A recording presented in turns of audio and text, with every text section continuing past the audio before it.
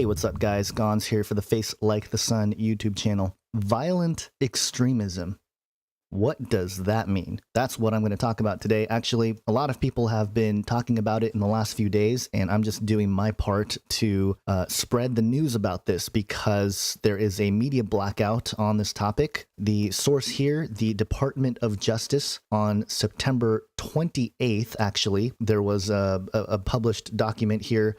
Launch of Strong Cities Network to strengthen community resilience against violent extremism. And the community of conspiracy theorists are kind of looking at this, but it goes beyond conspiracy theorists here. I think it's important for us to look at no matter where you stand on the conspiracy theory scale, because it's clear that this is part of the United Nations and the whole agenda for global governance. And this is a major step in that direction. And we knew that September, October would be big for these things, and it's happening. They're implementing all the groundworks to create global governance. And the United States is the center, the hub for this. And it's unprecedented for the UN to start, unleashing all these things. It's no surprise, though. Obama has been a puppet for the UN since the beginning, and here we are in his last year. All these things are being pushed out into the public, all the groundworks. So here we go. Violent extremism. What does it mean? Cities are vital partners in international efforts to build social cohesion and resilience to violent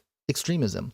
Now, in this document from the Department of Justice, it says violent extremism 10 times. This thing is only about, 7 or 8 paragraphs? It's a pretty short thing, but in every instance, it doesn't really define what it means. Violent extremism in all its forms by fostering collaboration among cities. Okay, to counter violent extremism, we need determined action on all levels of governance. Okay, building social cohesion and resilience to violent extremism. Okay, there's nothing that says what this is. Now, the next day, following the Monday, September 28th date, September 29th, Tuesday, Attorney General Loretta E. Lynch announces the launch of the Strong Cities Network at the United Nations General Assembly. And within this remark, again, this phrase, violent extremism, is mentioned 4 times. And again, not much of a definition here, but there is a little bit here. The first mention of it, violent extremism emerged from within our own communities, from terrorists inspired by groups like ISIL to fanatics motivated by hatred against religious or ethnic factions. Some aspire to travel overseas to train or to fight. Others plot attacks on targets within their homeland. But all are antithetical to the shared vision and common cause that joins us here today in this renewed international forum. Commitment to collaboration, dedication to peace, and devotion to the cause of justice within our nations and throughout the world. This is all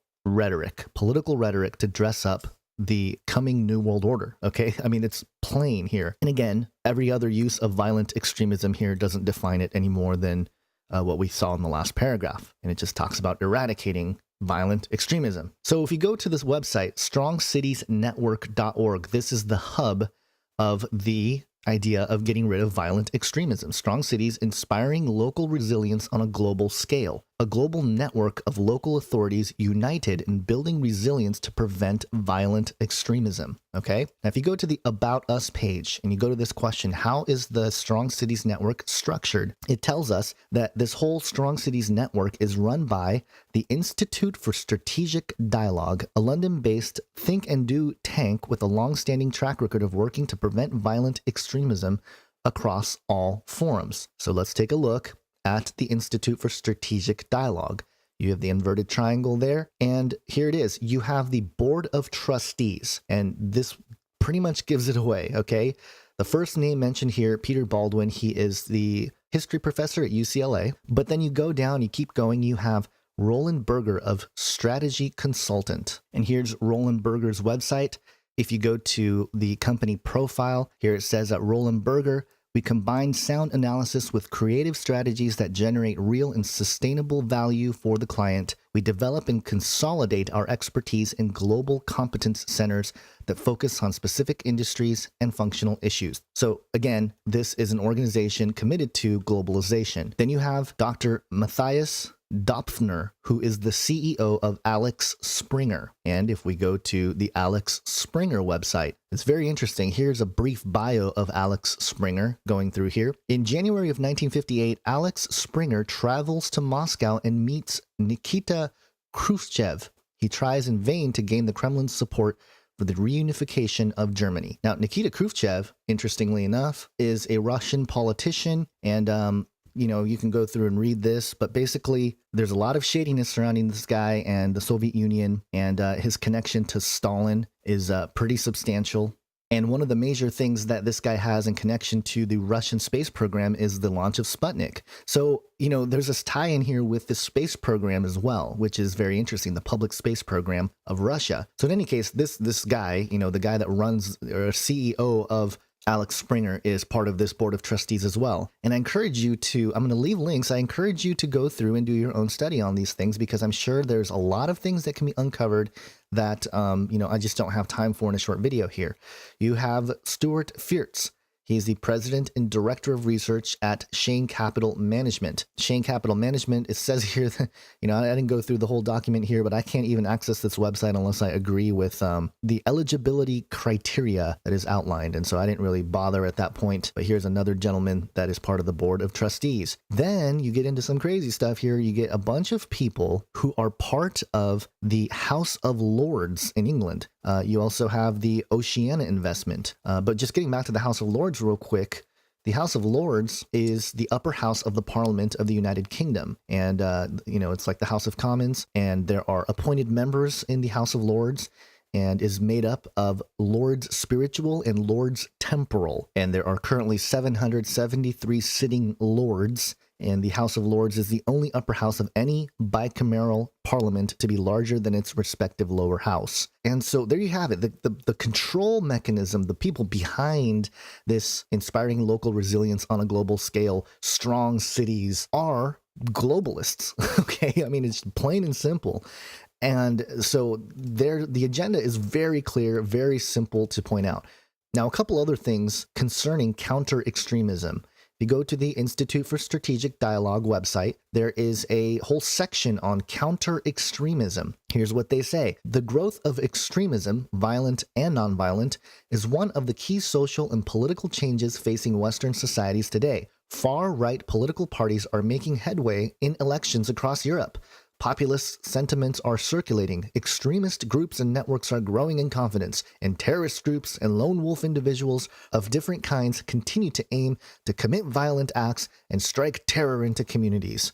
I mean, come on, this is all political propaganda. And they have all these programs. You have the Policy Planners Network, Against Violent Extremism Network, Far-Right Extremism and Intolerance. You have the counterextremism.org. You have RAN, the Radicalization Awareness Network. You have Technology and Extremism. And this one's really interesting here. In this little short blurb, it says, it is well known that violent extremist networks are making effective use of new technologies to inspire, radicalize, and recruit new audiences to their cause. Their films, messages, Twitter feeds, and Facebook groups are proliferating and are compelling and emotionally engaging. They speak to the target audience of angry young men that are vulnerable to radicalization. I mean, honestly, that rhetoric is so broad. People on YouTube, the truthers on YouTube, can fall under that category, okay? This is why the mainstream media is completely blacked out on this issue. There is a media blackout. They're not talking about this in the mainstream news, mostly because, and probably because, one of the board of trustees of the Institute for Strategic Dialogue, Axel Springer, I think I've been saying Alex the whole time, it's Axel Springer, is one of Europe's largest media companies and is one of the biggest publishing houses, and so they own a large part of corporate media. So there you have it, and I'm sorry, I'm kind of feeling dumb here. It's Axel Springer, not Alex Springer. I get so amped, I just, skip on little details like that. But in any case, getting back to the counter-extremism, there you have it. You have the social media technology there. And then you also have Extreme Dialogue, okay? A unique series of films and education resources aims to reduce the appeal of extremism among young people by offering a positive alternative to extremist material and propaganda increasingly available online. Extreme Dialogue will provide tools for teachers, youth, and community workers, helping them to promote active discussions and develop critical thinking skills among young people. So there you have it. They admit to propaganda. And, it's, again, dressed up in nice sort of rhetoric, but we know that there is something much more nefarious going on behind the scenes here. Now, something I missed real briefly, going back to RAND, the Radicalization Awareness Network, is co-chairs with Google Ideas, the European Commission's Radicalization Awareness Network. So there you go. There's a connection there with Google and the internet itself. This is all encompassing, folks, and this is dressed up. This whole strong cities thing is dressed up to be grassroots. Oh, we're starting this move against violent extremism, grassroots from our local community. But really, that's not what it is. It's an initiative coming from the top, from the globalists, trying to create a new world order. This is unprecedented, and there's a couple articles that I'll leave links to. Clyde Lewis talked about this last night because most mainstream outlets are not talking about this. Now, Clyde connected this to autonomous robots and stuff that are, could be deployed, and it was a very good discussion. And WND Leo Holman also reported on this about a day ago, and both articles here quoted Henry Kissinger, and I'll leave you with this, okay? Henry Kissinger, in an address to the Bilderberg meeting in Evian, France, May 21st, 1991, as transcribed from a tape recording made by one of the Swiss delegates, allegedly said this, quote, "Today, Americans would be outraged if UN troops entered Los Angeles to restore order. Tomorrow, they will be grateful. This is especially true if they were told there was an outside threat from beyond, whether real or promulgated, that threatened our very existence.